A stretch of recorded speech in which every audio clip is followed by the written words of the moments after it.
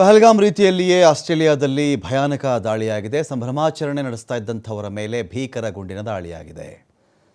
ಇಸ್ರೇಲಲ್ಲಿ ನಾವು ಚೆಕ್ ಮಾಡಿಕೊಂಡಾಗಲೂ ಹಾಗೇನೆ ಏನೋ ಒಂದು ಸಂಭ್ರಮದಲ್ಲಿ ಜನ ಇದ್ದಾಗ ದಾಳಿ ಮಾಡಿದರು.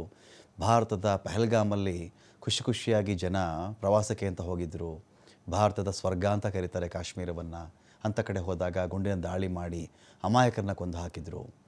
ಆಸ್ಟ್ರೇಲಿಯಾದಲ್ಲಿ ಕೂಡ ಸಂಭ್ರಮದಲ್ಲಿದ್ದರು ಜನ. ಅಂಥವರ ಮೇಲೆ ಈ ಥರ ಭೀಕರ ಗುಂಡಿನ ದಾಳಿ ಆಗುತ್ತೆ. ಸಿಡ್ನಿ ಇಂಥ ಒಂದು ದಾಳಿಗೆ ಒಳಗಾದಂಥ ಪ್ರದೇಶ. ಇದರ ಹಿಂದೆ ಇರೋದು ಪಾಕಿಸ್ತಾನದ ಉಗ್ರರು.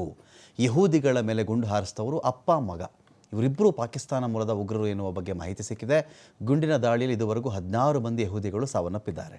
ಮೃತರಲ್ಲಿ 10 ವರ್ಷದ ಬಾಲಕಿ ಹಾಗೂ ಇಸ್ರೇಲಿ ಪ್ರಜೆ ಕೂಡ ಇದ್ದಾರೆ. ಶೂಟೌಟ್ನಲ್ಲಿ 45 ಮಂದಿ ಗಾಯಗೊಂಡಿರುವಂಥ ಮಾಹಿತಿ ಇದೆ. 50 ವರ್ಷದ ತಂದೆ ಸಾಜಿದ್ ಅಕ್ರಮ್ ಪೊಲೀಸರ ಗುಂಡಿಗೆ ಸ್ಥಳದಲ್ಲೇ ಹತರಾಗಿದ್ದಾರೆ. 24 ವರ್ಷದ ಮಗ ನವೀದ್ ಅಕ್ರಮ್ಗೆ ಇದೀಗ ಆಸ್ಪತ್ರೆಯಲ್ಲಿ ಚಿಕಿತ್ಸೆಯನ್ನು ಕೊಡಲಾಗ್ತಾ ಇದೆ.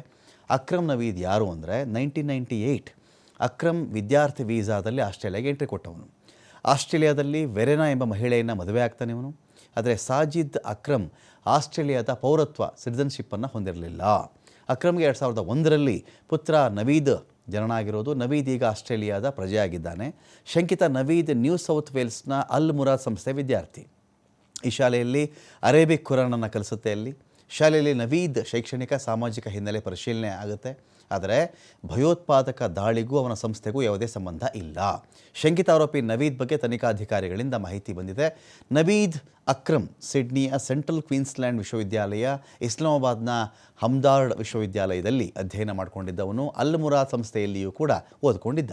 ಇತ್ತೀಚೆಗೆ ನವೀದ್ ಮನೆ ಮೇಲೆ ಭದ್ರತಾ ಸಂಸ್ಥೆಗಳು ದಾಳಿ ಮಾಡಿವೆ. ನೈಋತ್ಯ ಸಿಡ್ನಿಯ ಉಪನಗರವಾದ ಬೊನೆರಿಗ್ನಲ್ಲಿರ್ತಕ್ಕಂಥ ಮನೆ ಗುಂಡಿನ ದಾಳಿಯಲ್ಲಿ ಭಾಗಿಯಾಗಿದ್ದ ಶಂಕಿತನ ಕಾರಲ್ಲಿ ಐಇಡಿ ಕೂಡ ಒಂದು ಕಡೆ ಸಿಕ್ಕಿದೆ. I can say that we are not looking for a further offender.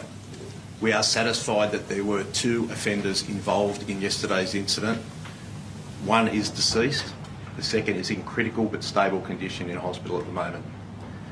The offenders are a 50-year-old and 24-year-old male who are father and son.